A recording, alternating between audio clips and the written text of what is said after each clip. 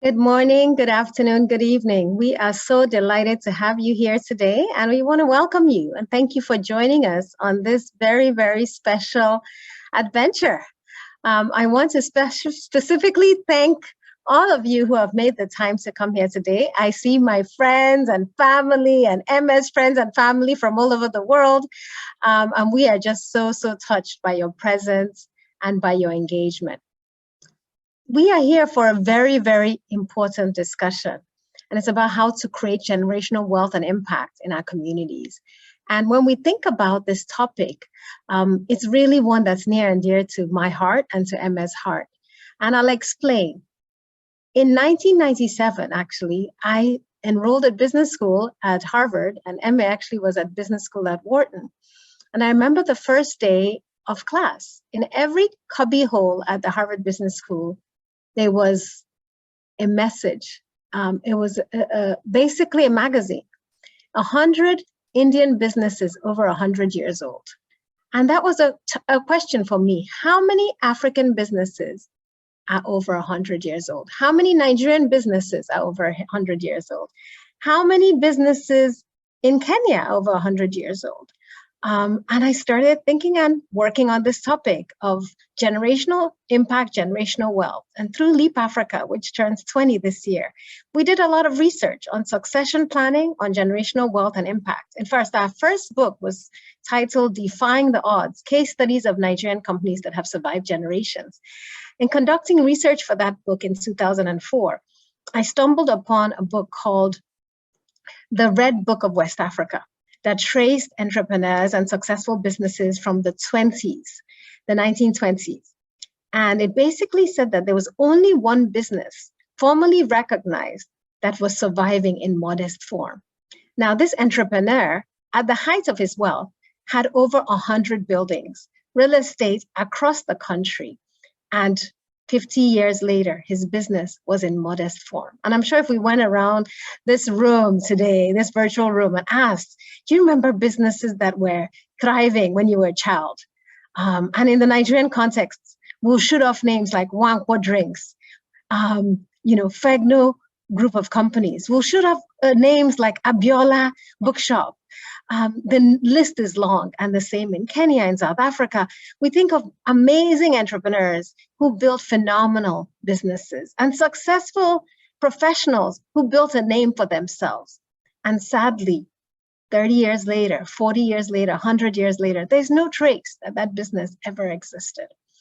And what God laid on my heart late last year was that He has blessed some of us, some of you, with wealth. You might not consider it wealth, but relative to the neighbors around you, relative to the income generated, household income generated in your countries, you know that you've been blessed. And the question is, how are you conserving that wealth, preparing for generational transfer of that wealth, and how are you leaving impact for future generations? Sadly, I have mentors who are paying their grandchildren's school fees. And for me, that's a travesty, right? Because we have not built generational wealth or taught our children to plan for generational wealth so they can pay their children's school fees. How are we ensuring that the causes that we care about, the impact we've started, the number of children we're training, the number of hospital bills we're paying, survives beyond our lifetime? The causes, especially many of us who support causes in our local communities, in our villages, in our ancestral homes, how do we ensure that for generations to come, those causes are supported and scaled? We celebrate a lot of global philanthropists like Rockefeller and Ford, who years later, hundreds of years later, their foundations continue to make an impact in the world. And the challenge is for African philanthropists to step up and do the same. For the last 25 years, I've been working international development through many, many social ventures and advising companies, philanthropists, and individuals to set up foundations, to leave a legacy, and to create generational wealth. And I'm so happy to share this passion with my dear friend, Emma Essien. And just to introduce Emma, for those of you who don't know her, Emma is a rock star and a powerhouse. As I mentioned, I met Emma in 1997, if you can believe it, 1997, 1998. So our friendship goes deep. And Emma has a wealth of experience cutting across multiple industries and multiple continents. Educated at Columbia, Wharton, SAIS, work Wall Street in the development sector through the IFC, the development arm, World Bank Group, as well as Rockefeller Foundation, and work in many African countries, Senegal, Ghana, Kenya, with SMEs, with philanthropists. But one issue that Emme feels strongly about is governance and the strength of organizations to thrive and to generate impact. And so I am so happy and proud to share this passion with Emme and to launch this initiative, the Wealth for Impact with Emme. And without further ado, I'm going to hand it over to her to share her remarks and to get us started. Welcome again, and we look forward to an amazing 90 minutes with you. Thank you, Ndidi. Ndidi is, when you have Ndidi on your team, you can never go wrong. You will always be a winner. Thank you, Ndidi, for that wonderful introduction and just painting the picture of kind of where we started and where we are today, and also giving us all a sense of where we want to go. You know, we both, Ndidi and I both believe very strongly in the power of family-owned business and family-led philanthropy as a solution for the developmental challenges that we see globally, but specifically in Africa. Now, if you look in Europe and if you look in the US, and actually increasingly more in Asia and in the Middle East, you know, family business and family philanthropy is actually studied quite extensively. All of the major consulting firms do an annual review of family business. The top business schools have a class on or some sort of center on family business. And more and more we see associations being formed in the developing world, in the developed world around philanthropy. So a lot of the data that we see comes from the US and in Europe, mostly because they have decades and several generations of family-owned businesses and family-led philanthropy. So while we don't have a lot of data for Africa, we know that family-owned business and family-led philanthropy is a very important force and engine for growth in Africa. And part of what we want to do is really work with others to really bring that to the fore. Now, for me personally, you know, having spent over 20 years in the development finance space generally, you know, it's very clear to me that donor financing and development financing is just insufficient to deal with the challenges that we have in Africa. Without successful family businesses and impactful family philanthropy, I just believe that we're going to make little progress in achieving the kind of inclusive and sustainable growth that we need on the African continent to actually achieve shared prosperity. There are lots of reasons why family business and family philanthropy are powerful forces for good. And as I mentioned, it's been very well studied in other countries. And again, what we want to do here today is really have a conversation about the power of that. But I want to mention a few things around family business because it is really this incredible force for good in different places. And there are, I think, a lot of myths around, you know, what it means when families lead businesses. First of all, what we've seen from a lot of research is that family businesses tend to have stronger employee engagement, and that translates to higher productivity. They tend to be innovative, even with less resources. Long-term thinking, for example, is something that family-owned businesses do very well. And as a result, they focus much more on their stakeholders, not just their shareholders. In fact, they will oftentimes, not focus on employee retrenchment so that they can make sure they keep their staff rather than pay dividends, because they really do believe in their teams and they focus on employment and job creation. I think that's very compelling. But what I found that I think is actually even more compelling about the power of family-owned business, and again, this is really, I think, very apropos for Africa, is that, we all know that branding is important, right? So there's a study that they did in Duke University that revealed that the name of the family firm has an outsized impact on its success. So apparently companies that were named after a founder or one of the preeminent founders of the institution, they actually outperform their peers. Their return on assets on average was 3% more than their peers.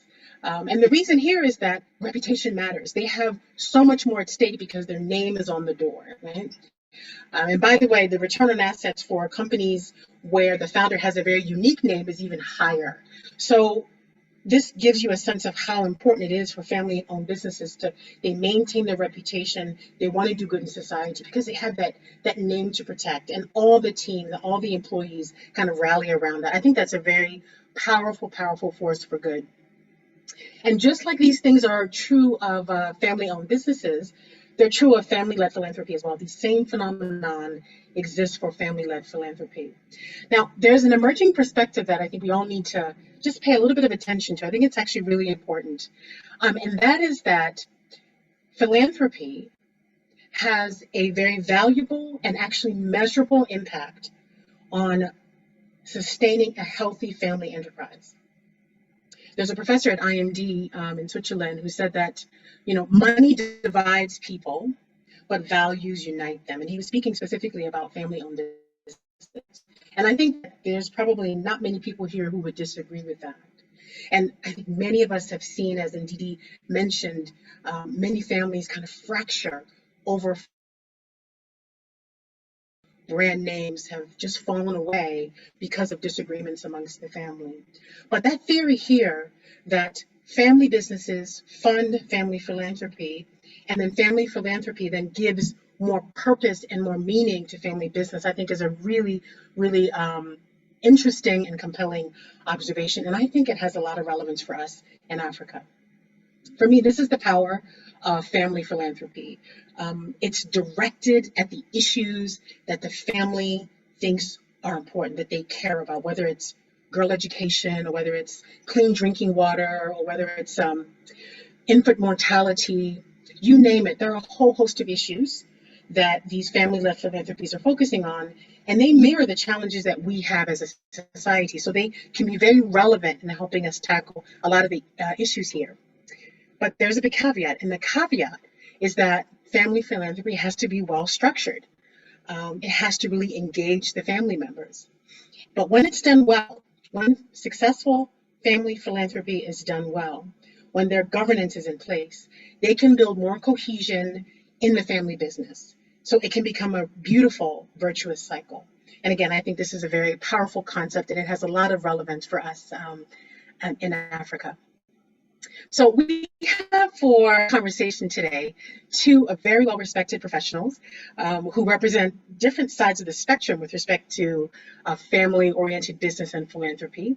I'm going to invite both Joe and Christy to turn on your cameras so we can see your faces.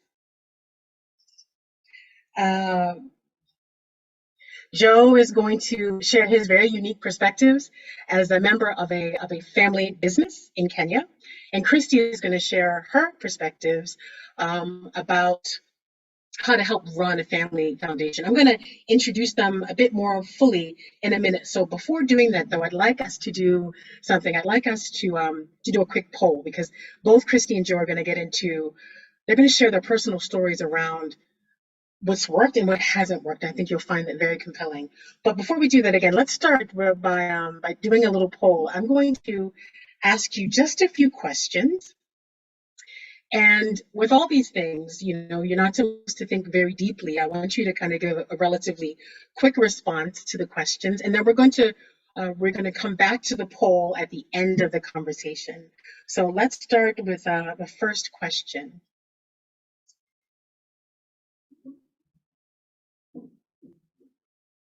Okay, I hope you all can see that question. On average, family businesses represent approximately what percentage of the overall global economic activity?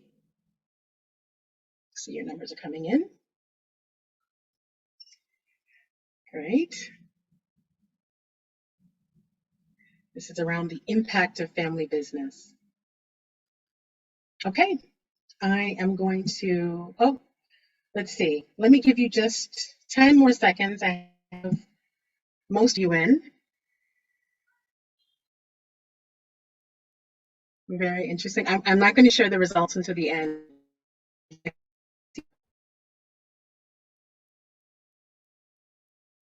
Fantastic. Okay, this is again around the impact of family business. Okay, so I'm going to go to the next question.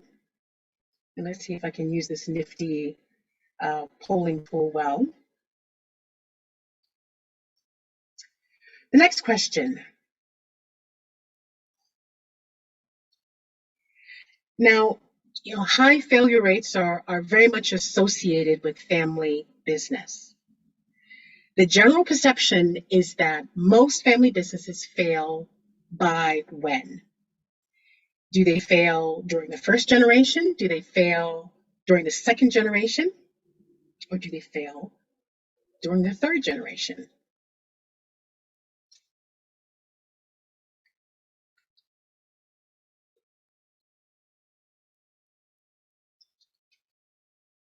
And this question of failure rates and what it means to fail is something that we're going to talk about quite a bit during our conversation today. Great. Okay, I'll give you a couple more seconds and then we will do the next question. Okay. Next question. This is about next gen in leadership. So the question, approximately how many large families have a next generation member, that's somebody aged 40 or younger on the board or in senior management? 1%,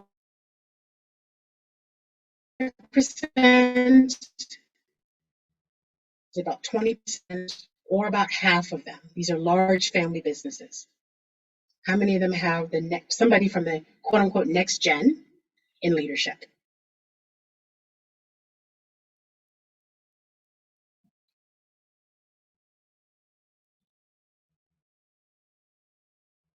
Okay. And hopefully we have a number of next gen people on the on this webinar, so you'll have some questions. Unfortunately, none of us represent next gen, none of the four of us. Okay, great, thank you. And then just one more question for everybody.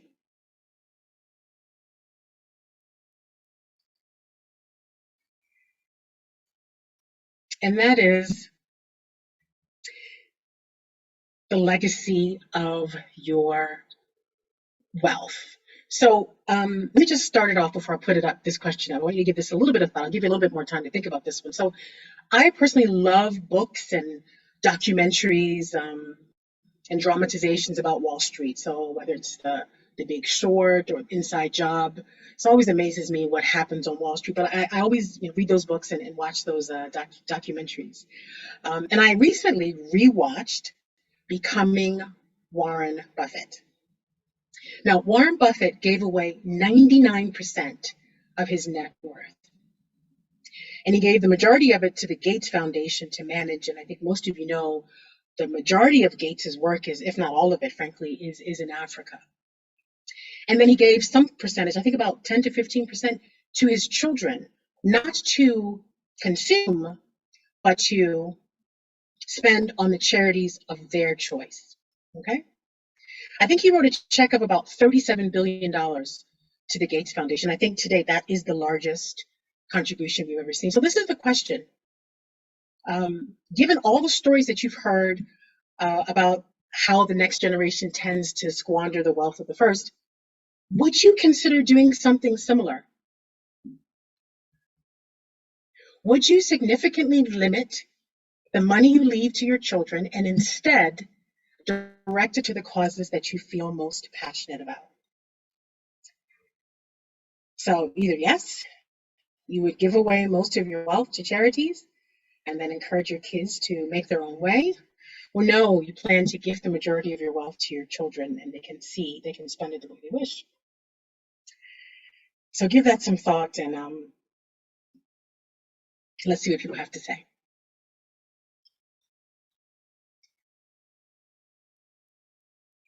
This is there's a question there's a comment from Chinwe that it's too it's not multidimensional enough. I hear you on that. That's true. It's forcing you to make a black and white kind of decision. But just pick a choice just for the sake of the conversation. We'll have a little bit of a conversation about it a little bit later. All right, fantastic. So we will revisit the responses that you all put down here at the end of this conversation. Thank you guys for that. Okay, so now let's get into the conversation. I'm going to introduce, first I'm going to introduce Christy. Christy, welcome. Christy is a board member of the Cheris Foundation. As set up by her family, the mission of the Cheris Foundation is to participate in God's work in the world by offering financial, strategic, and operational support in collaboration with Christian organizations and their leaders. In her full-time day job, she is currently the CEO of Mercy Multiplied, a global Christian nonprofit which supports people through counseling programs and outreach services. Under her leadership, the organizational structure under Mercy Multiplied went through quite a bit of transition. She transitioned it from the original founder-driven framework into a scalable system that was optimized for sustainability and for good governance. In over 20 years of professional roles, Christy has specialized in leadership development, leadership transitions, organizational clarity, strategic planning, and nonprofit governance. Christy is based in Nashville, Tennessee, where it is 7 a.m.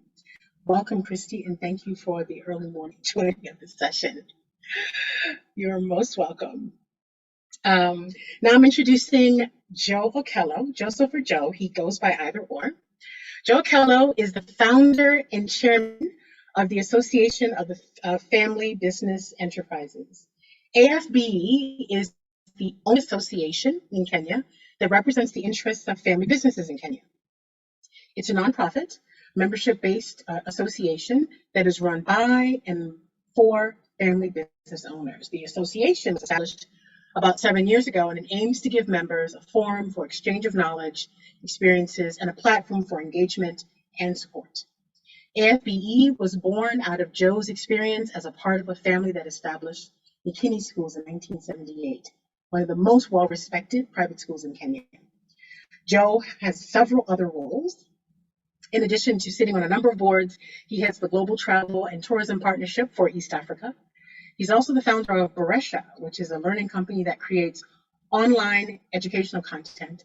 And in 2015, it was recognized by the Kenya ICT Board for its contribution to quality education for Kenyan schools. Joe is based in Nairobi, where I am. Nairobi is often called the Green City in the Sun. So welcome, Christy, and welcome, Joe. Thank you so much for joining us and being a part of this conversation. So we're going to make this really a round table. We're going to have a roundtable conversation.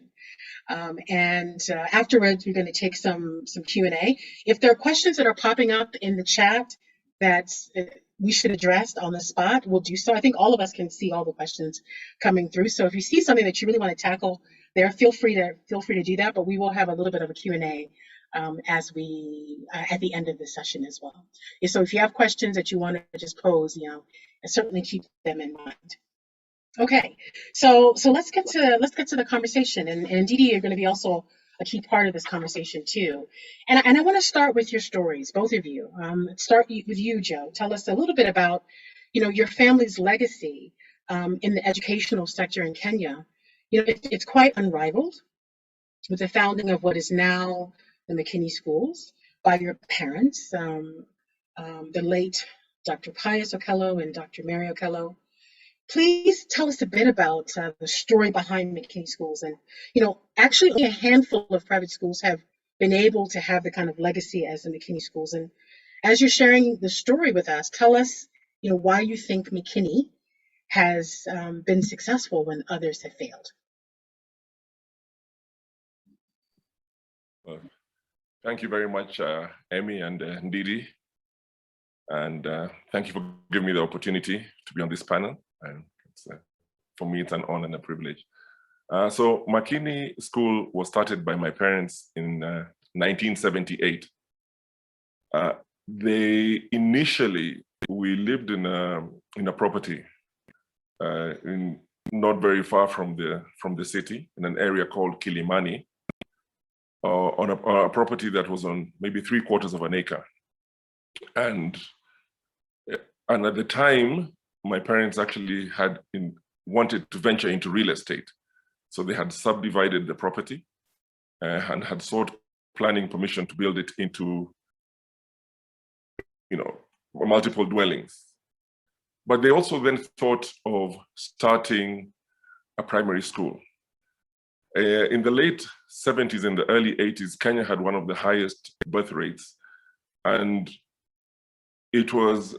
growth rates and population. And it was through the experience of my father having worked, at the time he was a lecturer at the University of Nairobi, and my mother was worked in the financial services. She worked for the Barclays Bank of Kenya. And so they're both employed.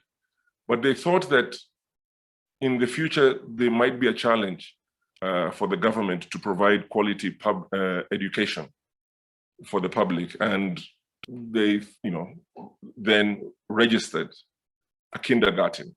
They started with 7 children in the house that we were living in, or that we lived in. And it grew from there.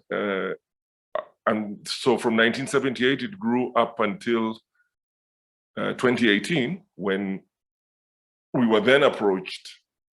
I was then working, I'd worked in Makini School for about 22 years, and I was running it together with my mother. And we were then approached by a school investment group out of South Africa.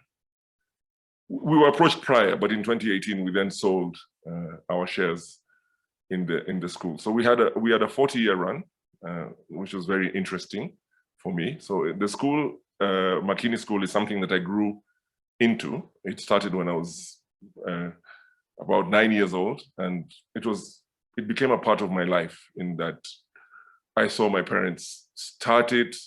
I saw, the passion and the energy they put into it, and they wanted to build a premier educational institution that followed the local curriculum. And it grew until the time we sold. We had over 3,300 students in 7 schools in maybe 4 or 5 locations. 5 locations. So it's something that we saw grow and until our exit. Thanks, Joe. So Christy, you please follow on with your family's storyline. What brought you to where you are today as a member of the leadership team of Charis Foundation? Sure. First of all, thanks for having me. It's an honor, and looking forward to the conversation. So I grew up basically with what would be maybe a square American family. Dad works, mom stays at home. And my father decided to leave his executive role in his 50s and go into, and at this point, my brother and I were both out in the world and starting our own lives in our early 20s, but he decided to leave his executive role and go out into doing some consulting and work with biotech. And through that, he had several major wealth events that were created by companies that he took equity in instead of pay. And that then created this desire for him to pour back into the family, but in a way that wasn't strapping us and wasn't keeping us from also creating our own lives. And so 2 things happened. My husband and my brother and my dad started a private equity fund, and also around the same time started a family foundation. That has grown exponentially, as wealth sometimes does. It just keeps growing. And we now have all of our family members that are my husband, myself, my brother, his wife, and my mom and dad on the board of the Charis Foundation. And it's grown large enough that my husband has actually moved from the private equity into being the president of the foundation and managing it day to day. And it's been for us a real joy as a family to take the wealth piece out of the conversation, in that there is not, for us, it was very, my parents have helped us some, but there is not a legacy gift that we're waiting on for them to die. And so that has really helped a lot. We have really enjoyed making decisions as a family about where we're going to give. And then there is still the private equity side, which has allowed us to, grow our own wealth personally by putting in sweat equity. So that's kind of the basics of the story. So here we are. The foundation was started in 1997, and the family business was started around 2002. So we're about 20 years into it. Thanks, Christy. And I think hopefully all of you can see why we chose both Joe and Christy to tell their stories. They really represent, if you look at the ecosystem of family-led philanthropy, family-led business, they're right in the center of it. And both of them have very, very good stories to tell, right? So here we are in 2022, and they have positive stories to tell. But I know there have been lots of bumps on the road to get to this point. And this is where I'd like both Joe and Christy to reflect a little bit on those moments of where you face some challenges. And again, I think a lot of it is going to be around, family dynamic, kind of the internal challenges as well as the external challenges. What are the things that maybe have led you to a point of asking yourself, okay, so what's my role here? Do I have a role here? What's my role going to be in the future? Can you just share with us, kind of dig down deep a little bit and share with us some of those reflections? Because I think when most people think about, working with family, and if they've never done it before, a lot of people have a lot of preconceived notions that it's just not going to work. It's not possible. Be very nervous about it. And certainly there are ups and downs, but I think both of you have, you've got stories to tell that have led you to this place in 2022, which is a very positive place. So if you could share some of those perspectives of those moments where you were asking yourself some questions about your role in these family organizations. Joe, you want to start? Or you want to think first and let Christy start? Either or. No, Christy, if you're ready, I can.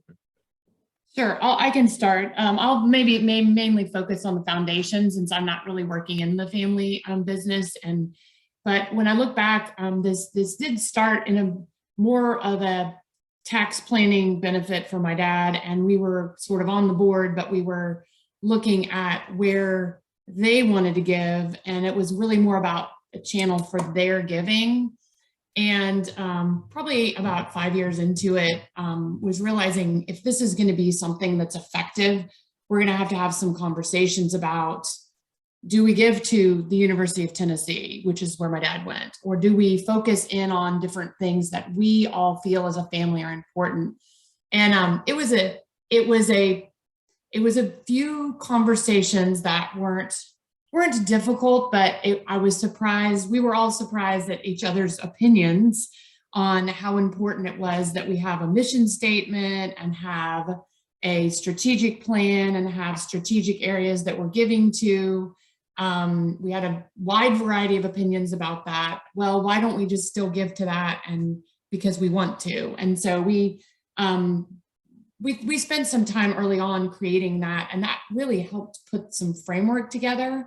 I think more than anything over the time has been trying to really deal with a heavy level of interest, probably on my husband and my side, of doing this well, and then maybe a less interest in my brother's end, and making sure that everybody is feeling valued and feeling part of the foundation, but knowing that not everybody has the same deep interest. And those are also dynamics. We would occasionally have board meetings where, my husband and I had done a lot of the heavy lifting, and the other board members, that's my brother and his wife, would have all these hard questions. And then we're thinking, well, you're just sitting here asking the questions, but you haven't done any of the work.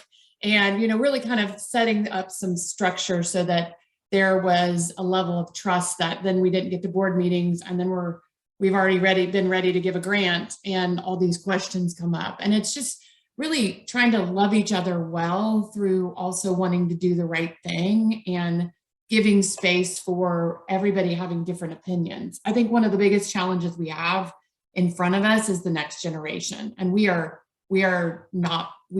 have an answer. We're actually struggling with that because we're all in our 50s and then my parents are in their 80s. And, looking at, does this translate to the grandkids or not? So that's what I would share. Thanks, Christy. Joe? Yeah, well, there's some points there that Christy raises that ring a bell also in our family situation. So if I can talk mainly about what was our main family business for the years, which was the school. I have two siblings, and neither of them worked for the family business or for the main family business. And so I joined the family business after working outside in the corporate world. I joined it. And so when I joined it, I joined it with my parents. So both of my parents were actively involved in the business. And I was coming from a global, a multinational company and relatively senior. And when I first joined the business, the first thing I had to do was determine how much I was going to get paid. And these are little things that we take for granted. And I was told by my parents, you determine your pay. And that was a bit awkward. And also, what role was I going to play? And I was told the same thing. You then determine what role you think you can bring to the business. That I don't want to call it lack of structure, but coming from where you had a specific role and you knew what you're going to do, to coming in and being told that you have to determine or prove your worth, almost made me quit and go back into the corporate world. There were other family dynamics that then emerged, and which later inspired me to start the Association of Family Business Enterprises. And one of them was that I began to realize the decision-making was taken in two places. And many people in family businesses would know this, where if you're next generation, which is what I was, business decisions being taken in the boardroom and in the bedroom. So we would agree on certain things, and my parents would go off, and the next time we would have a board meeting or a meeting of the senior management, it would be quite different from what had been agreed on earlier. And my parents, oh, did you not know? And they would make this as a presumption that I was part of it. Some similarities I can see is as the business grew, and in the latter years, especially after the demise of my father, my brother is at the time was a finance director of one of the largest companies in Kenya, and we then invited him to come and look at our financials when he thought when he had the time, on a Saturday, come and look at the books and give us advice. But many times we found that the advice turned into criticisms. What are you people doing? How are you running this business? And like Christy would sometimes say, well, we are the ones in the front line. We are the ones who take the hit. We're putting our neck on the line. It's very easy for you to come here and spend 2 or 3 hours on a Saturday and tell us that we can change this or that. But you learn to work with that. You kind of respect the objective opinions that are being or advice being dispensed, and temper it with the fact that he's giving his time for the betterment or for the improvement of the business. But you have to also you have to remind him that you're not the FD here. You're just a family member coming to yeah. So those are some of the family dynamics that one has to work. I found those the one especially of decision making being done at different levels, and trying to bring in structure. Put in. I believe that I probably put my parents on a payroll when I joined the company. It's things that we take for granted, and saying there's a distinct separation between what is the company and what is yours as the owner. And it's challenging as a next gen, because you have that respect And these are the founders, these are the vision bearers. They had the passion, they had the vision, they sacrificed almost everything they had to ensure that this business would stay afloat. And here's their offspring coming in and telling them that there are better ways and listen to me. So family dynamics exist in all family businesses. Thanks both of you for sharing that, but I want to just poke a little bit more on this one because it's certainly my impression that the kind of conversation that you both just spoke about, where that tension kind of comes between family members who, some are playing a more active role and others are in the background and kind of show up with a great idea. Those kind of things actually can really destroy a family organization. They can really, if not just destroy, but certainly stunt its growth. And what I'm hearing from the both of you is that somehow you navigated through that. So obviously it was challenging, but I'm really interested in what do you think are the kind of the characteristics, that like innate skill sets that are necessary when having those conversations? Because for me, the devil's in the details, right? It's the way we talk to each other, the way you engage. What did you see that worked well? If you can be specific about, because I think people are struggling with this, right? So how do you have this conversation with a sibling or a cousin or a parent about the business, where they may not be pulling up their socks or where there's something that's amiss, but there's something around how to engage. And I'm wondering what types of tools you use in terms of communication that made you successful, that again, for other family organizations may have led to them really not getting where they should in terms of their vision and mission. So, and here I'm saying, I think you both are being a little modest because obviously there are some things that you've done very well. And I think those are the nuggets that people need to take away from. I can start because it's really about my husband's ability. He's an attorney by trade. And so, and I'm also very operational minded, but we've really worked to, when there's a conflict, assess what process or what structure needs to change so that getting things in writing, getting things part of the structure so that we can move forward. And that takes a lot more work. Also just, not having emotional responses. I mean, I didn't bring up the other thing, but when you have parents who have different ideas, the other challenge we've had is the emotional decision-making that, we just like these people. That's why we're giving to them.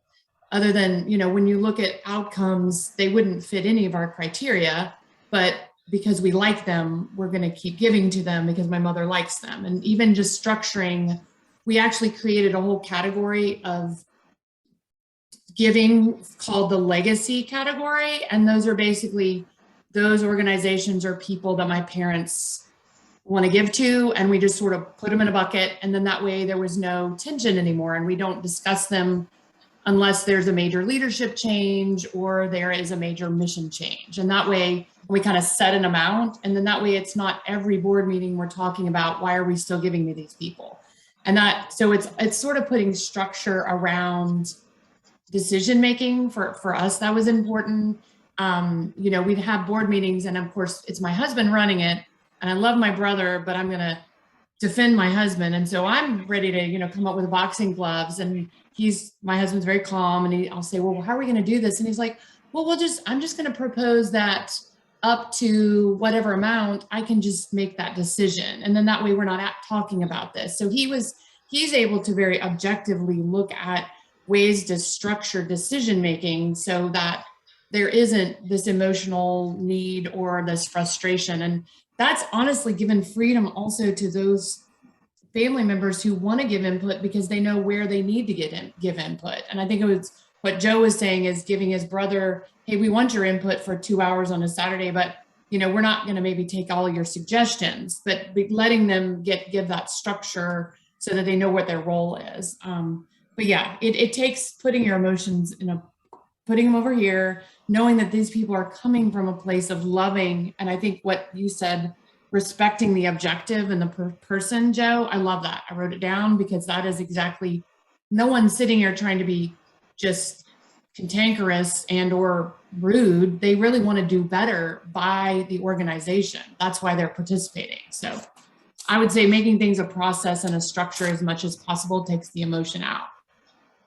Yeah, thank you. I like to call that phenomenon assume positive intent, right? Even if they might be showing up with a certain demeanor, if their intent is in the same place, it's helpful. Christy, I want to, just before Joe responds as well, yeah, I mentioned this thing about, money divides and values unite. I'm wondering to what extent that holds true for you and your organization. And a couple people have asked you to speak a little bit more about what Cherish Foundation does. So you can maybe talk about the values that unite you as a family, that then leads you to the work that you do at Cherish Foundation.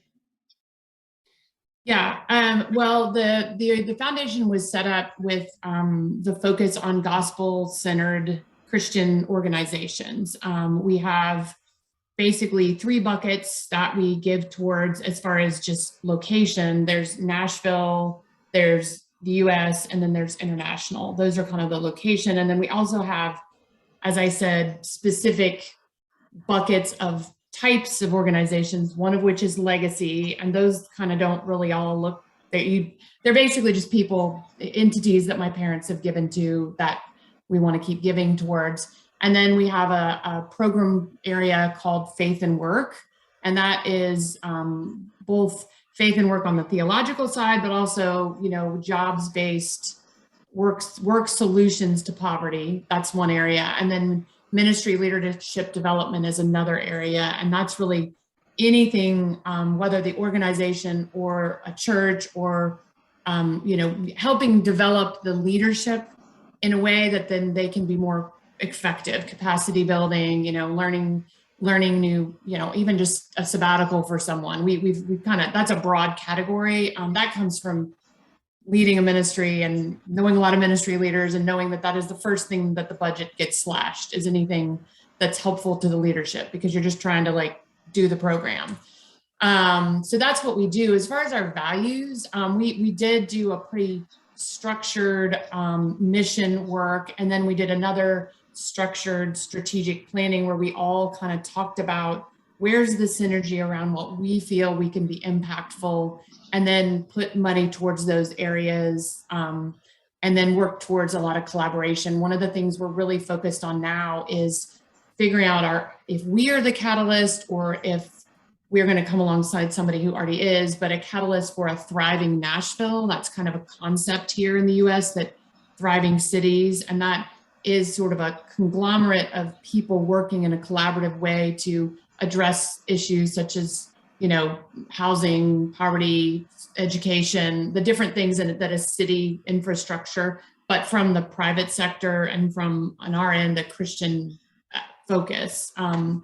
So that's a little bit about what we do. All of the board members are professing Christians, and that's an important thing.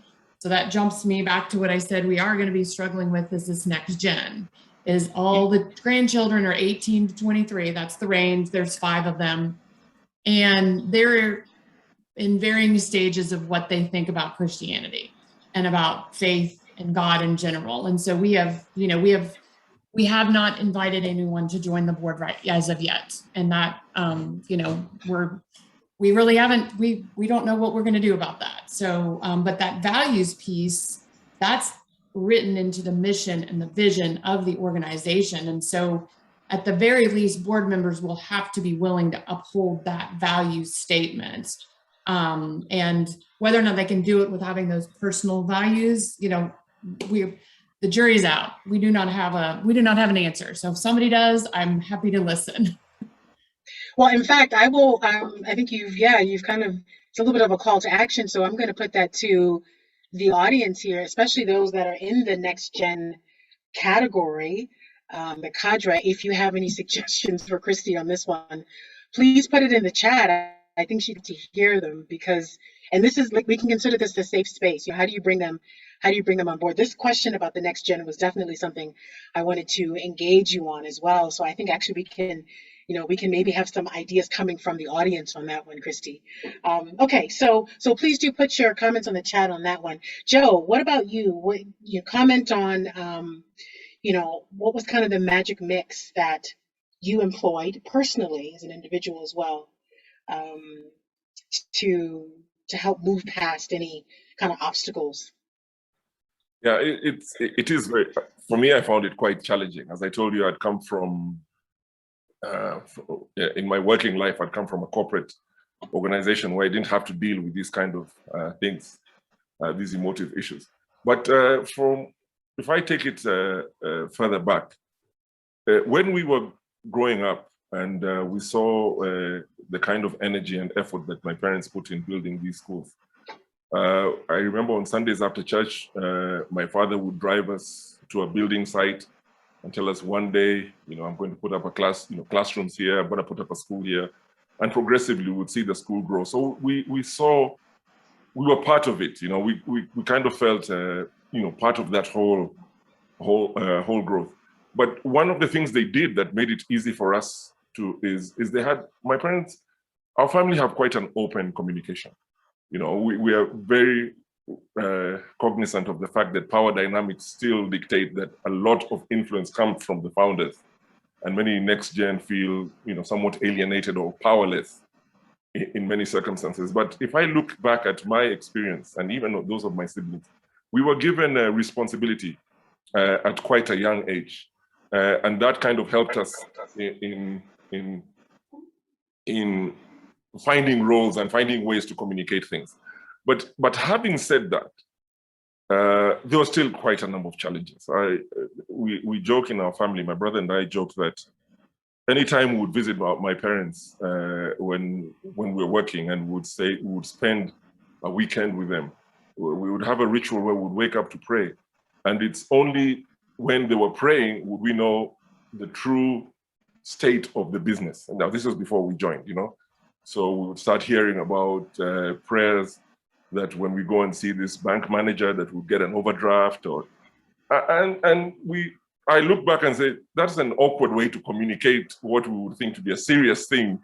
But in hindsight, we understand, yes, we need a divine intervention and God's protection. But I would wonder, why would it take, why would that be the way in which we would get to find these things out? So it requires quite a bit of patience. There's sometimes one has to be assertive, because it's if we don't assert some of our things, then it becomes difficult. As I said earlier, putting my parents on a payroll was something that they quite couldn't understand at the time, or having job descriptions even for them, saying we're all employees of this business. And yes, it's a lot of soft skills are required, a lot of patience, a lot of, we need a lot of understanding and tolerance, but it's not easy. And I think this is where many family businesses fall apart. Communication, miscommunication, things that are said, not said, intentions, not all intentions noble, people looking out for themselves. And of course, it becomes more complicated as the pyramid grows, when you start bringing in grandchildren and other layers. So actually, let's make that transition. And by the way, Joe and Christy, there are lots of questions and comments in the chat. I'm not sure Ndidi and I can follow all of them, so I want you to take a look at them and pick and choose to comment on some of them, and we'll do some of it in Q&A. But I know we can't capture everything, but please do go through them. And the ones that are kind of bubbling for you, make sure you respond. But Joe, I wanted to do this transition, right?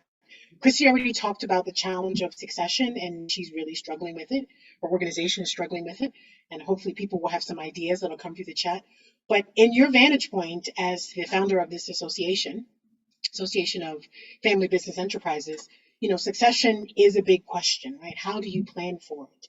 So we know that failure to plan for succession is one of the biggest reasons for failure of family businesses, family organizations. Yes. But what else have you seen from your vantage point? Like what advice do you have around how to have these conversations, when to have them? I think my sense coming through the chat also is that there are on the African continent, at least, we are a continent of a lot of startups, right? The majority of our businesses are very young businesses. And so they're at this early stage of trying to think about, they're trying to grow their business. So they're not even thinking about succession yet. But can you just share some insights from your experience running the association and your own experience with McKinney about how to think about succession? Yes, so succession, well, globally, but at least locally, seems to be quite a taboo subject. It's something people don't really talk much about. You know, what we see from the Association of Family Business Enterprises is that many times the founders have a reluctance to let go of the ownership. And even now in the AFBE, we're trying to draw a distinction between owning a business and managing it. You can own a business without being the ones managing it. But what we're seeing is that a lot of founders have this reluctance. So succession is talked, it's bandied, because everybody talks about it, that we're all mortal beings and we're transient, that at one time we will not be there. But it's never dealt with seriously in too many cases, we feel. And so we get into this cycle where the founder, as they age or as they grow older, their capacity becomes diminished, but they're still in the influential position where they're taking most of the decisions. And sometimes they go down with the business, literally.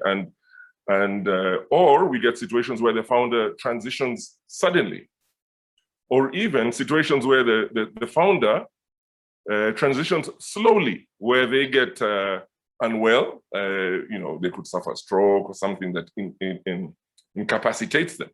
And then now decisions, because, you know, things have to move on, decisions are then thrust upon them. And so we encourage the succession talk to, we look at succession in the association as something that is a 10 to 15 year plan. It's a long plan because it stems from identifying who would be deemed the appropriate successor and then grooming that successor through a process until once identified and being groomed, made known to the other people that this is my successor. Because many times a successor is just appointed, you know, almost arbitrarily, and the consequences are, you know, are there. Then we see the family fights beginning. So succession is something that you know, it's key, and it's something that plagues a lot of family businesses. We have a lot of meetings. We had one session where we brought in someone to talk about estate, wealth management and estate planning. And every time we have a survey and ask how many of us in the room have wills, for example, we rarely get 30% of the people responding positively. You know, they say, oh, the wills are taboo, we're inviting death, or why should I write a will? Or, you know, and that's just a simple tool of how, you know, affairs will be managed by somebody after their departure. And we see the same thing in businesses. So there's that. We understand a lot of founders have the reluctance for a number of reasons. But we also see a lot of next generation members who are coming through who are also reluctant to join the family businesses, and for all sorts of reasons. You know, some find it burdensome. They feel that they will never get their respectability, and some have no interest. They want to also create their own legacy. So we find this tussle between these two generations. We have members who are third and fourth generation, and many times we turn to them to give us advice. And they say that, yes, it's also quite difficult, especially the transition from the first to the second generation. Indeed, I'm going to ask you to come in on this one as well. Leap has done a lot of work on this question of succession. And again, one of the questions in the chat is we need to change this taboo. We know it exists. We keep talking about it, but it doesn't seem that we've been able to do anything meaningfully to address it. What are your thoughts on this one? Thank you so much, and thanks for the questions and the engagement. I see lots of chatter going on, and it's really exciting. So I have done a lot of research and personally gone through succession, and I'll echo some of what Joe said. The first is governance. You have to have strong boards, and those boards have to be made up of family members or mostly non-family members. It's important, and it's what has held companies together, is those boards, right? So that decisions are made by both family members and independents. Governance, governance, governance. And Leap has written a great book called Get on Board, which I highly recommend. The second is what we've talked about, values. And does everybody know what those values are? And are they entrenched in the system? And your values define who you are and who you're not. And how do you pass that on? How do you enable that to drive decision making? The third is really grooming your successors, and ensuring that you engage the independents as well in selecting. Do you have successors from inside, outside? And a lot of questions in the chat have said, how do you even determine which child to pick, right? And how do you determine who should join the family business and who should be the successor? And what we found from our research is it's based on skills, it's based on passion, it's based on values, and open communication is critical. Sometimes it's not the first child, sometimes it's the last child, based on their passion, their skills, their values, but what they've done to prove themselves. And as parents, we have to start giving them a little bit of trial and give them some responsibility and see how they handle it. But being transparent and accountable is critical. And the final one I would say, and there are many more, we have a book on called Passing the Baton on this, is that it's important to document systems and structures from the beginning. And what Joe said about ownership and management and separating it. Yes, your children can be shareholders without being a successor. Do you put everything in a trust? Do you allocate the shares to your children when you're alive? How do you groom their children? That's really important. And one thing I wanted to mention, which is what we're failing on in the African context, and one of the reasons when I met Christy, why I said she had to speak, is because we're not grooming our children with discipline. Many of us say, oh, I suffered when I was young, so my children will not suffer. And what are we doing? We're actually ruining the next generation in terms of discipline and accountability. When I was having a conversation with Christy on a bus, I said, Christy said she doesn't give her children pocket money. And I said, Christy, she said they work in college. Now, how many of you have children who are working for every single penny they have? Imagine Christy's family that has a foundation that's giving away to churches and mission work across the world, and the children don't have an entitlement mentality where they think, oh, the business is mine, the shares are mine, oh, my dad's money, my dad's car, my dad's house. And that actually struck a chord with me, because many of our children ask us, my children have actually asked me, Mommy, what is your net worth? Hey, I said, what's net worth? None of it is for you. So think about it. That's a challenge to us, my people, is how are we grooming the next gen to have discipline, consistency, the hard work, the sweat, to understand what it takes to generate their own wealth so that they build it for future generations. And that's one of the things we're focused on in Wealth for Impact. And sorry for talking longer than I should, but I had to talk about that. That's great, because I think that the issue here is that it really rests with us. There are so many times that we complain about the next gen, we complain about the millennials, they don't get it, they don't share our values. And the question is, how much time have we spent to help nurture those values? That's the first step. And of course, they're going to have their own ideas. But I recognize this time and time again that that's something that, particularly the middle class in Africa today, if you ask me what is the thing we're going to struggle most with, is passing down the hard work ethic, that we used to get to the place where we are today. Passing that down to our kids is probably going to be the biggest challenge that many of us will see, even though we don't notice it today. We're gonna a couple more questions for the panelists, and then we'll go to Q&A. But I wanted to talk about, so a couple of you mentioned, this come through the chat, about bringing in external views. So how have you done that? How have you thought about bringing in third parties to help you either have conversations or be part of the leadership team or be part of management? How have you gotten to that decision to get comfortable to bring in somebody else? And you talked about the need to have external board members. Can you, Christy and Joe, just reflect on what that looks like? And let me just ask, when we go into Q&A, again, a lot of you are putting your questions in the chat. If you want to ask your question so everybody can hear it, just raise your hand, and then we'll be able to hear your voice, and then you can ask. We'll bring you into the panel, basically, and you can ask the question. So please do raise your hand, and I'll bring you in at some point as well. So please, Joe or Christy, who would like to start on that one? Third parties, externals, how do you deal with those? Christy, you want to start? Sure. As far as the foundation, we don't have anybody outside of the family on the board, but as far as the private equity, which is now actually a VC fund or several VC funds, that that has grown, and it's my dad is probably was the founder as far as the money that went into it, but there's several principles and they brought on that has, and that's more of a, it's not just a family business. While it started as a family wealth private equity, that's grown. And they've just, again, done what Ndidi said. It's just been about structure. Who does what? How do we do this so that, you know, we're welcoming new people, and at what level do they come in? But as far as the foundation, the external voices we've used, we did use someone who's actually was a non-family partner in the Mountain Group private equity fund group that came in and did strategic planning with us. He was familiar with our family, familiar with my parents, were comfortable with him. And so that familiarity, and he poked holes in a lot of things. And so our initial strategic planning was not led internally, but it was led by someone who knows us and was able to, you know, we were able to be ourselves, which was helpful. We have talked about potentially bringing in other board members.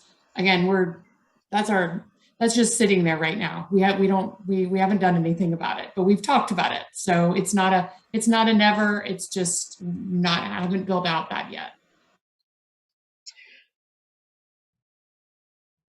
Yeah, to echo that, what at a personal level, what we see with us, we suffered from what we see in a lot of family businesses, that family businesses tend to be very opaque, especially when looked at from outside. We keep things very much to ourselves. And when we did form a board, which we formed quite early, the big challenge was who should be on the board. And we didn't want to be exclusively be the family, because we said we're not going to benefit from that. And we invited external people who we thought would add value. And indeed they did. But still having, you know, to be completely open to them on matters of financial and how decisions were taken took a lot of time. And I saw that again in the AFB. We have an event which is called Breakfast with the Founder, and we invite different founders who some have actually left the stage, some are still involved in the business. And we invited a gentleman who was a very progressive man, and his children are involved in the business, and it's very clear how he sees them succeeding him. And we asked him about his board, if he has a board, and he said he does. And does his board have external members? He said, yes, they do, but he's the chairman. And we said, do you ever see yourself not being the chairman? And he said, no. Then I said, how do you feel that the decisions being taken? How do you feel, you know, your influence then is still very overbearing? And he struggled with that. And we see that with a lot of founders. This issue of control is a very, very big thing. And when we bring in external parties, we are afraid we will be told, this is how to do things, or don't do this. And it is, you know, it's easy to give a remedy, but to put it into practice is where the challenge comes in. Yeah. There's this lack of control or feeling that I'm letting this go. Yeah. So, but we have benefited a lot from external people. Joe, I'm going to put some words in your mouth a little bit there, because I recall you noting that when you brought in an institutional investor early on, that was my former organization, IFC, institutional investors can actually help with that, right? They push that conversation along around having external. So yes, in some ways, they can be an excuse. But it's better if they find external perspectives on the board already. But thanks for that. I think, again, this is an evolving challenge. It's going to take a while to really solve it. But just kind of being open about it and even talking about it is something that maybe even 10, 15 years ago people weren't doing. So at least we're moving in the right direction. Last question for you, Joe, before we wrap up. And that is, I want you to speak a little bit about, you know, the fact that, again, you can speak in the African context.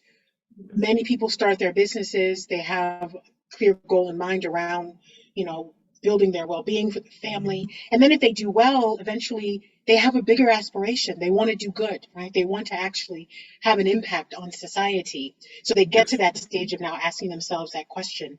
You know, what issues have come up when you talk to family businesses about how they transition from just being a family business that wants to be profitable to a family business that actually wants to have a clear impact on society in a meaningful way? What are the questions that are coming up? What are the issues and challenges that family businesses should be paying attention to as they transition into that space? Yeah, so yeah, many people feel that foundations are for only the very well-endowed businesses, and that if we start getting into giving, then how are we going to keep the business afloat? And that can come around because we don't have structures, or we don't see put in the structures in which we can channel some of that wealth for worthy causes. Many family businesses are very well intended. If you see the response, even family businesses gave, like with the Corona pandemic, a lot of family businesses came out and gave support in structured and unstructured ways. So the intent is there. But I think we would like to learn, from things like the Charities Foundation, where things are established and put and well set out separately. Another thing, though, with wealth generation, and this is the big challenge about the foundations, that if we look, especially here, many times the founders build a business, and many times the business outgrows them. It becomes, quite large. And when it's given to the second generation, then the challenge, of course, is to maintain or to increase on that wealth. But as we know, many times that is not the case. But what we're finding is that, so even if the wealth remains the same, the number of dependents on that wealth increases. Okay, because now you're moving from one family to the families of the siblings or the people running it. So the expectations are higher, the lifestyles are different.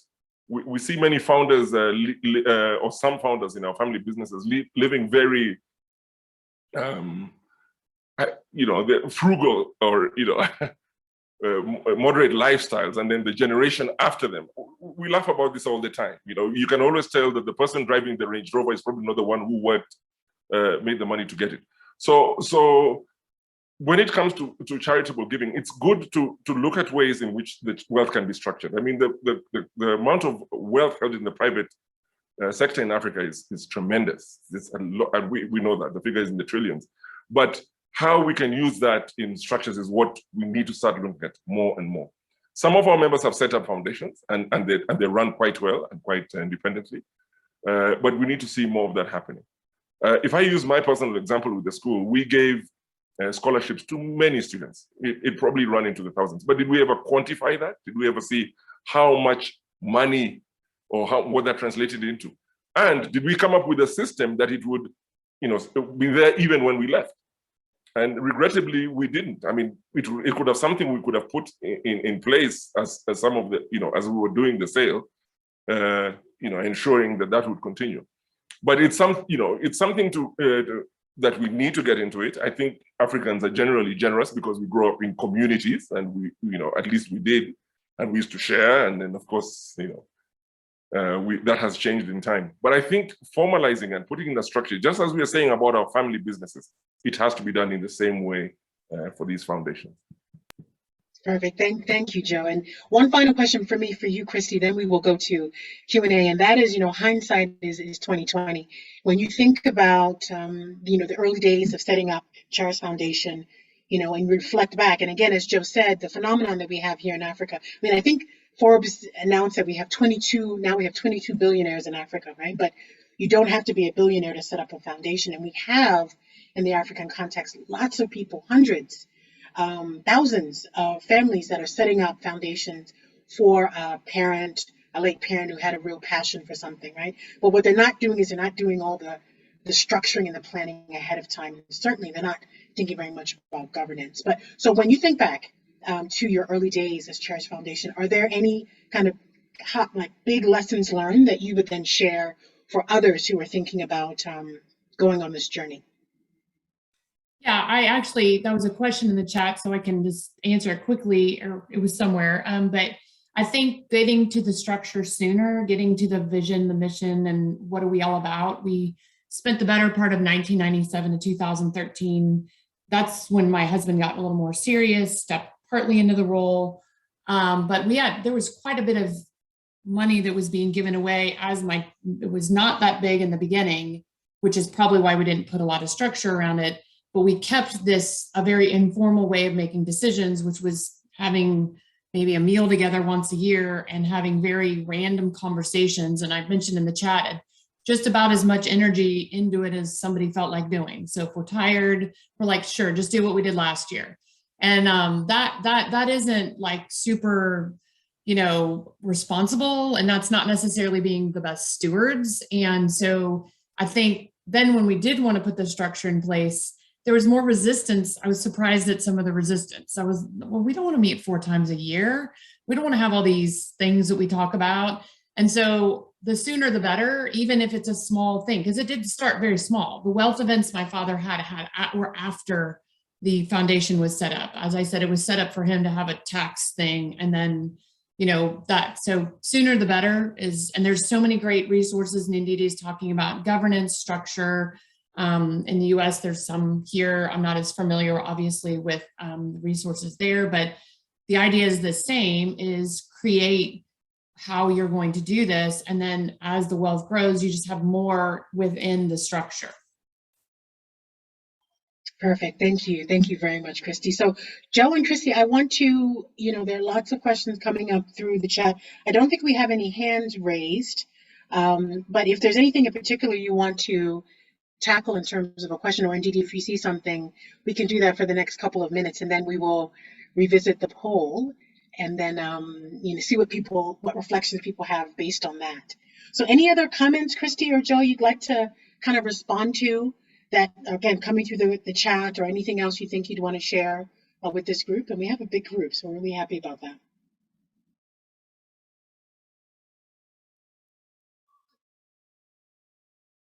While they're thinking about this, I wanted to just address one question I saw on the black tax. And a number of things have come up with, there are so many, we are professionals or successful entrepreneurs, and so many people ask for help, keeps on pulling us down. And I just want to say, structuring your giving, even if you're just not a billionaire yet, you're still a thousandaire, is important. My husband and I actually set up a family foundation, and we're middle class, right? And it's because of the black tax issue. It's called MUNA, and it stands for Mezu, Udenna, Ndidi, and Amara. And MUNA in Igbo means together, me and you. And why did we set it up? So that as requests come in, we channel it through the foundation. And we've decided we're only going to focus on health and education. So relatives who we pay their school fees, they have to send us receipts. They have to send us their school reports, and we pay their school fees through the foundation. My husband wants to put all the elderly in his village on health insurance. The foundation pays for that. There's a request for a hospital roof to be fixed. The foundation pays for it. It helps us structure our giving. It helps us calculate how much we're giving. Of course, sometimes we give through that, not through the foundation, but it's important to structure your giving. And Christy has said that, Joe has said that, and you can start with very small amounts, but it helps you keep tabs on it, but it also helps you engage your children. So our children know how much we give. My husband creates a PowerPoint presentation. We have to file annual reports, and he says, this is what we gave. These are the causes. And I want to encourage you to start that. It's really important. You can do it formally or informally, but it helps manage the black tax. It also helps you figure out for your family members to know that there is structure to your giving and that they cannot just come every time. And it helps you address the root causes of issues as opposed to being reactive. So putting people on health insurance avoids the emergency calls at night. My wife is in labor, because you've already paid for the health insurance. So all year she's getting those services. It's not when she's on her deathbed that you have to show up. I think it's important to think through that, and it's something we've done practically, and we've helped a lot of other people set up foundations and structure their giving. So I just wanted to mention that. Thank you, Ndidi. I think this is such an important point, and this is, again, a very uniquely African phenomenon where there is this, preponderance of requests. It's very difficult to say no. So thank you for that. And Christy's absolutely right. There are so many resources to help you think about this. You don't have to start from scratch. There are guides around how, there's a guide around how to talk to your family about giving. I mean, it gets very basic. So the tools and resources are there to do that. So I think we're coming up to the end. So unless Christy or Joe, if you have any final comments, we will go to the poll. Do you have any final things you'd like to say before we revisit the poll? No? Okay. I did want to mention, just piggybacking on Ndidi, since I'm second generation, Yeah, my husband and I, all for part of our own children, and then also my brother, we have our own donor advised fund. I don't know if you have those over there, but that's like kind of like a foundation that somebody else deals with. And our belief is 10% immediately goes there. And we've talked to our kids about that. They know that, you know, we have this. And so when they have things that they're interested in, they can talk to us. It's not maybe the same as requests coming from outside, but it does help us structure our giving, because our requests maybe aren't from family members and random, but we are on every single list that there is, because once you give to one thing, you get on every single list. And having that structure really helps, because we know, I love that, Ndidi. I mean, I think that's important, and we don't have that much to give, but we do our own giving that's outside of the foundation. And I think that's important for discipline too.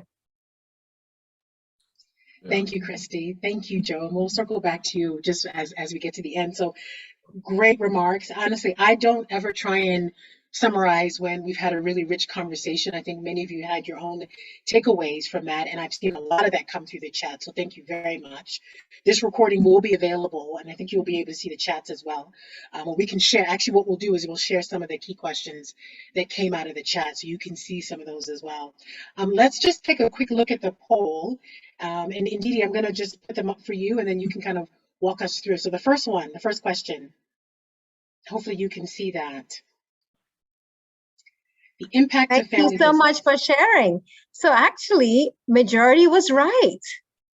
On average, family businesses represent approximately 70%. So well done, everybody. We have a very informed group here. In IFC's governance handbook, it opens with family businesses constitute the world's oldest and most dominant form of business organizations. So globally, it's 70%. In Africa, we don't really have that data, but I think it's even higher, right? And the lessons learned, the successions, the do and don't coming out of this session are enormous.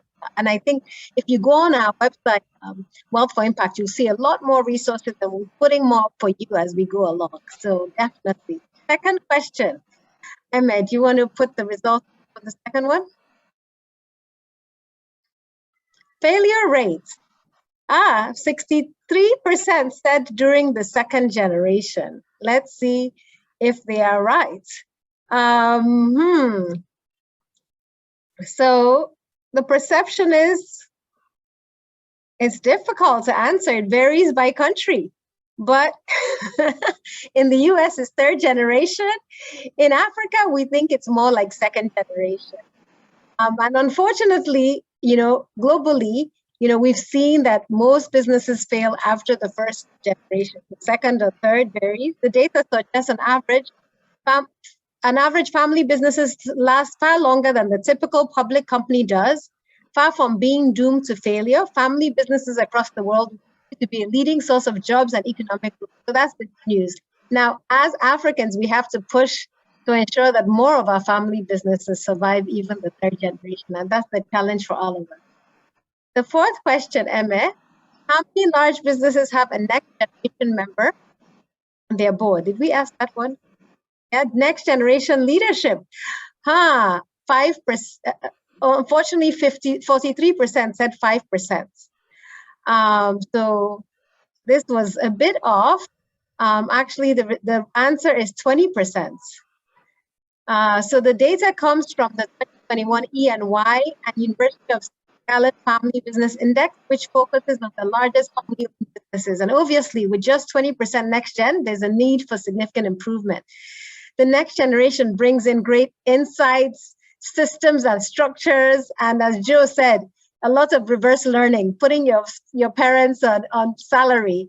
And so we need to bring them in, especially their knowledge of technology and how the environment is changing. So that's a challenge for all of us. Bring in the next generation earlier, sooner, and integrate them through effective communication. And then Emma gave us the last one around giving away, and this generated controversy even before the session had started. 57% of our poll said, no, I plan to give the majority of my wealth to my children. And that's probably what a lot of people say globally. And the truth is, it depends. It depends on the check-ins, the structure, the board.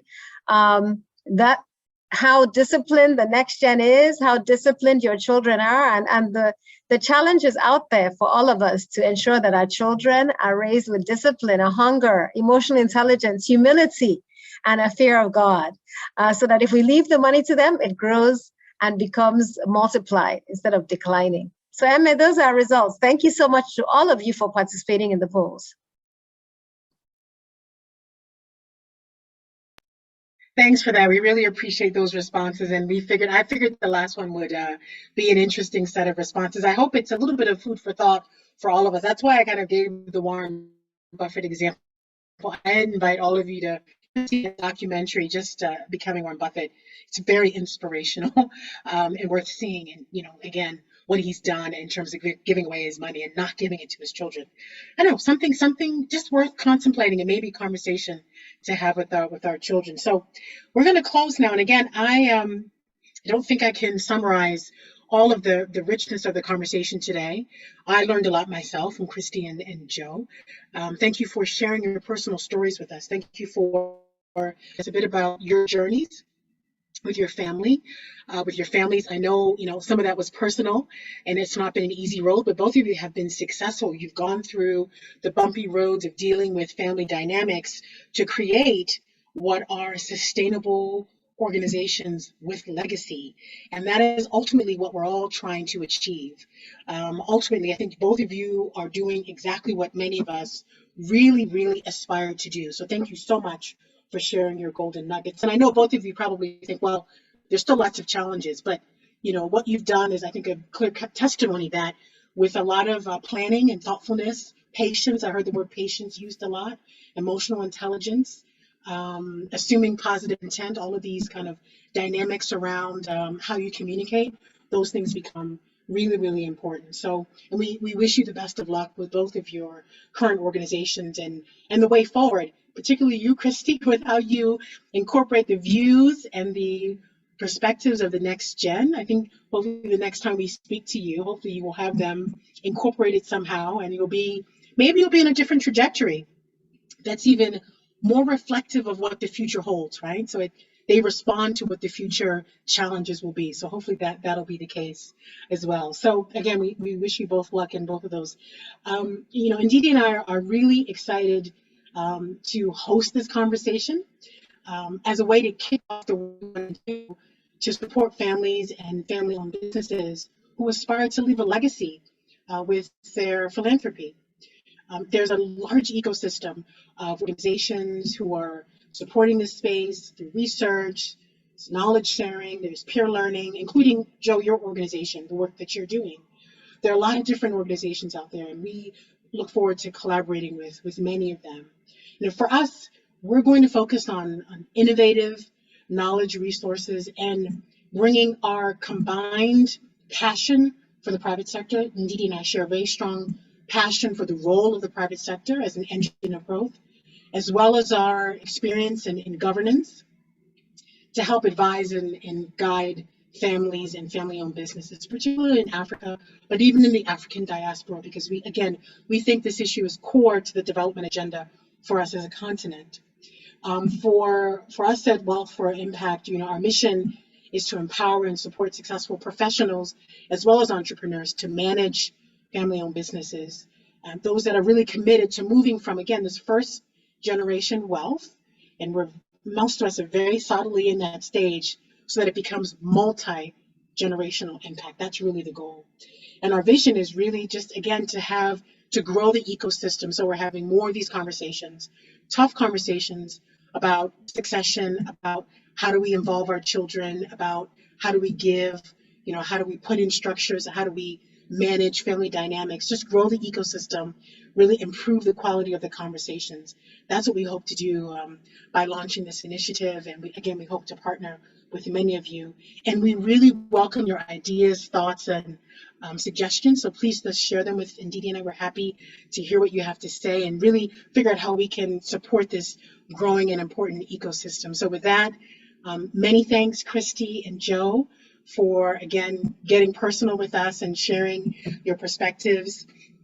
Ndidi and I are really grateful for that. And again, for all of you that joined us for this panel, we really appreciate it. Thank you very much. Ndidi, you want to say a quick goodbye as well. Thank you to everyone for joining and for staying for the 90 minutes. And thank you to Emme for all the hard work in putting this together. And to Christy and Joe, you guys are amazing. Thank you for giving us this time and inspiring us all. God bless you all. Please stay in touch with Wealth for Impact. Let us know how we can work with you and support you on this journey. Thank you, everybody. Have a wonderful rest of your day. Thank you. Thank you.